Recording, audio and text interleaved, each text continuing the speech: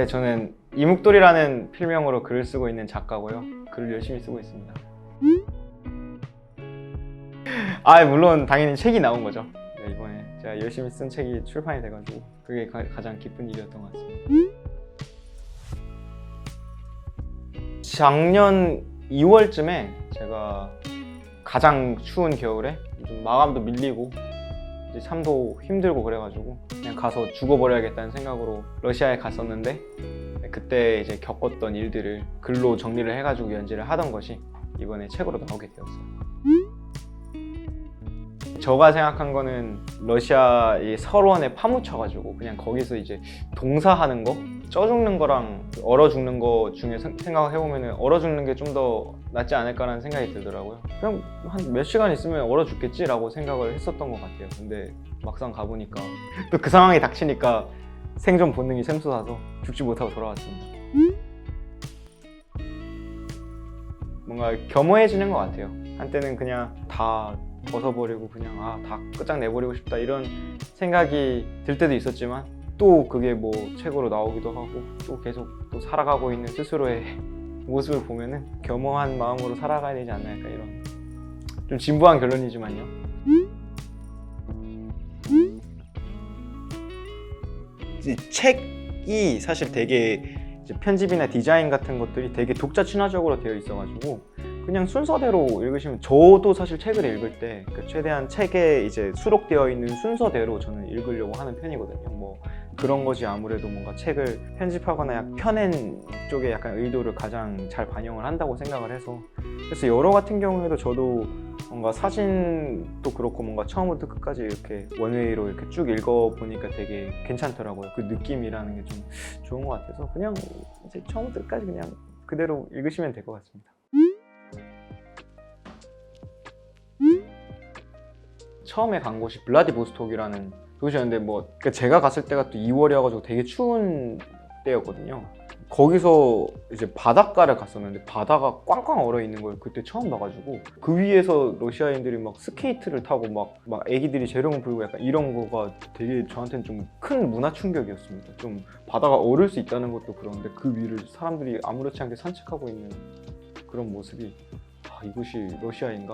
네, 그 사진이 있어요. 그 블라디보스톡 바다 앞에 그 가로등이 무슨 진짜 거의 고드름이 막 이렇게 꽝꽝 얼어가지고 있는 장면이 사진으로 찍은 게 이제 책 안에 있는데, 진짜 그냥 거의 설국이 아니라 거의 빈국이라고 할 수 있는 그런 광경을 보고 좀 일단 압도됐었던 기억이 있고요. 두 번째로는 시베리아 횡단 열차를 타면서 바이칼 호수라는 곳이 있어요. 저는 그게 이제 호수인 줄 몰랐거든요. 이제 옆에 얘기를 해주길, 저거 호수다. 왜냐면 눈이 덮여 있어가지고 사실 그냥 봤을 때는 얼어있는 거 위에 눈이 덮여 있었기 때문에 설원처럼 보였거든요. 그런 걸 보고 이제 엄청 큰 호수와 바다를 사람이 구분하지 못할 수도 있겠구나 라는 생각도 일단 들었고, 세 번째는 상트페테르부르크에 약간 그런 길 같은 걸 걸어보고 싶었었기 때문에 그 길과 교량이 있고 뭐 털모자를 쓰고 걸어다니는 약간 그런 모습들이 좀 인상 많이 받았던 그 기억이 제일 많이 남는 것 같아요. 15,000원 주고 산 걸로 제가 기억을 하는데, 가기 전에 사실 이거를 방한 용도로 산 건 아니었거든요. 가기 전에 러시아에 가는 기분을 내려고 왠지 모르게 좀 현지인처럼 보이고 싶은 좀 그런 욕구가 있어서 이걸 사서 갔는데, 되게 의외로 방한 효과가 엄청 뛰어나가지고 사려고 계속 쓰고 다니게 되더라고요. 그래서 어쩌다 보니까 같이 이제 그냥 월드 투어를 하게 된 그런 모자입니다. 지금도 쓰고 있는데 굉장히 따뜻하네요.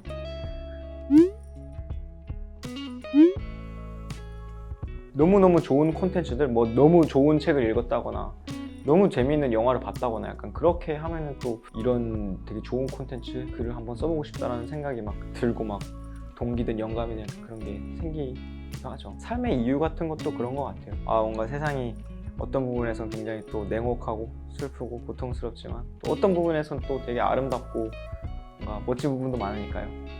그런 것들을 위해서 또 우리가 하루하루를 또 살아갈 용기를 얻을 수 있는 거 아닌가라는 그런 생각을 합니다.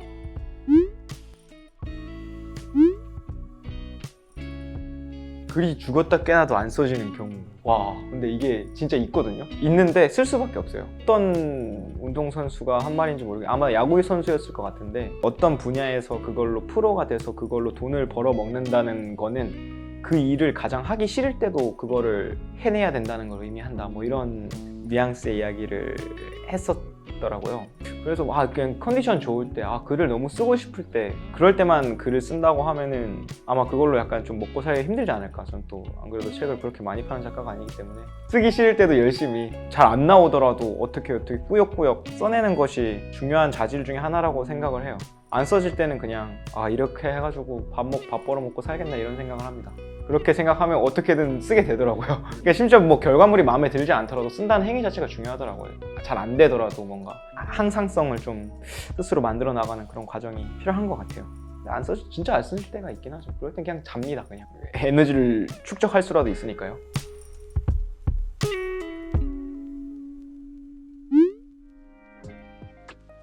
아무래도 소설입니다. 세계 소설을 좀, 고전 소설을 좀 많이 읽는 편. 굳이 말하자면 여기서 얘기하기 그렇지만 민음사 세계문학 전집이요.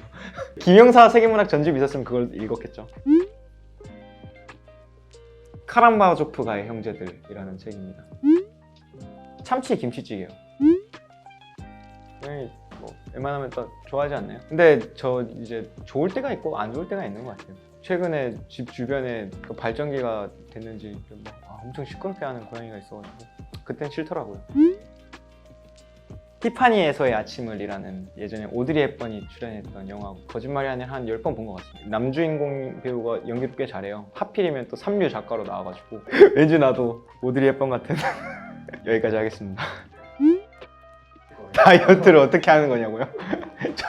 저도 좀 묻고 싶어요. 저도 러시아에서 갔다 와가지고 살이 안 빠져가지고 진짜 지금 턱살이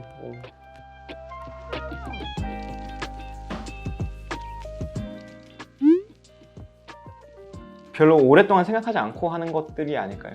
직관적으로 뭔가 마음이 이끌리는 대로, 감정 그대로, 있는 그대로 약간 나 스스로를 받아들이고 그대로 약간 하는 것들을 저는 좀 낭만적인 것이 아닌가라는 생각이 들어요. 뭐 출근을 하거나 뭐 할 때 평소에 다니던 길로 가장 효율적인 길로 가면 되지만 좀 낭만적인 기분이 들 때는 괜히 뭔가 다른 길로, 안 가본 길로 약간 돌아가 보게 되고, 사실 그거에 따져보면 가장 비이성적이고 비합리적인 결정이지만 마음 가는 대로 했다는 것만으로 그게 되게 낭만적으로 느껴지고 뭔가 거기서 오는 만족감이 또 있다고 생각하거든요.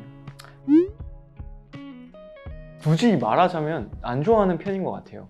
가끔 이렇게 좀 기행처럼, 기행문의 기행이 아니라 이상한 행동을 하듯이 갑자기 팍 뛰쳐나가는 약간 그런 경우가 있어서 그렇지, 즐기고 막 잘 다니고 막 이런 타입은 아닌 것 같아요. 여행을 되게 능숙하게 하고 뭔가 준비를 잘하고 그 코스를 잘 짠다기보다는 갔을 때 제 느낌에 집중하려고 하는 편이거든요. 사실 여행하는 거 되게 좀 쉽지 않은 일이고, 뭐 물론 가면은 뭐 새로운 경험을 할 수 있다는 장점은 있지만 집이 또 안전하고 편하고, 여행을 즐기냐 막 여행을 엄청 자주 하냐 하면은 굳이 말하자면 그렇지 않은 쪽인 것 같아요.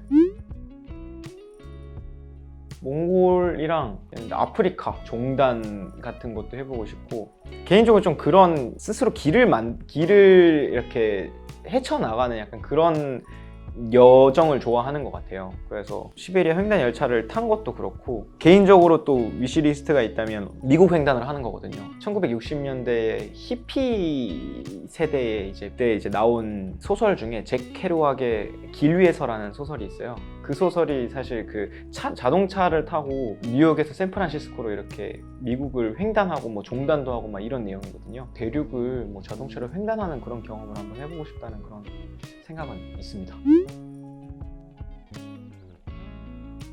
근데 기왕 간다면 그런 것들을 하고 싶은 거죠. 왜냐면 도시에서 얻을 수 있는 것들은 사실 서울에서 대부분 얻을 수 있으니까. 서울은 굉장히 큰 도시고 발전하는 곳이니까. 기르는 게 낫지 않을까요? 왜냐면은 기르면은 자르는 선택지가 나중에 생기니까요. 자르고 나면은 약간 다시 마음이 바뀌어가지고 기르려고 하면 시간이 걸리는데, 긴 상태에서는 그냥 나중에 너무 자르고 싶을 때 자르버리면 되니까. 지금 김영사에서 주선한 김영사가 만들어주신 자리에서 지금 인터뷰를 하고 있습니다. 회사 근처에 스튜디오 있고요. 묵돌이니까요. 좀 감동인데요. 묵묵히 돌아온다. 네, 그렇게 해야죠. 그렇게 하고 싶습니다.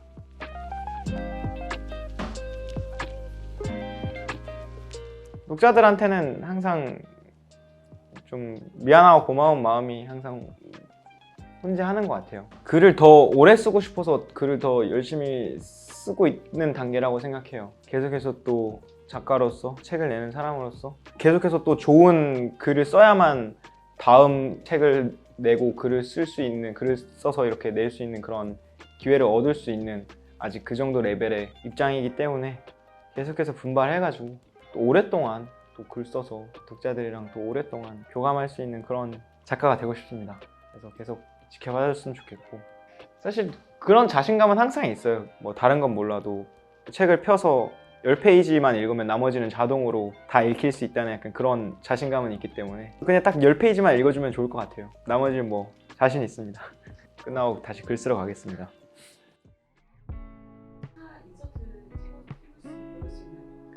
아니 근데 그 차가 그거를 수리하려고 생각을 했었는데 이거를 수리하려는 것이 제 아집처럼 느껴지는 거예요. 내 실수를 인정하지 않으려는 것 같은 거예요. 사실 다 제가 뭐 어떤 사고가 난 게 아니라 다 제가 실수해서 주차장에서 너무 좁게 턴을 돌렸다가 막 내가 무슨 자격이 있어서 이 친구의 결함을 지적하나, 서로 결함이 있는 친구끼리 이렇게 서로 품고 살아야 되지 않나 이런 생각이 들어서 일부러 수리하지 않았습니다. 이자율도 올랐고요.